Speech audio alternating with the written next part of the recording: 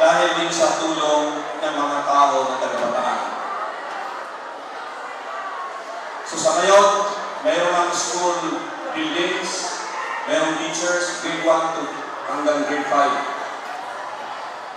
Mayroong mga doctors na laging nag-volunteer, libre ang gamot, maayos na ang buhay nila at nakapag-aral na ang mga ita. So, ang nagawa namin sa Bataan, kung tutulong din kayo, gagawin natin sa Bataan.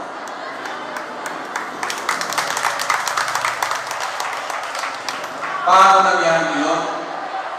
Ito ang kwento ng buhay ng isang pari nagsisimula ng mga proyekto para sa mga katulong. Mag-10 years na akong pari. Dati ako electrical engineer. Ang aking lahat ng assignment sa mga mahirap na lugar, mas gusto ko. Bakit? Ito ang kwento ng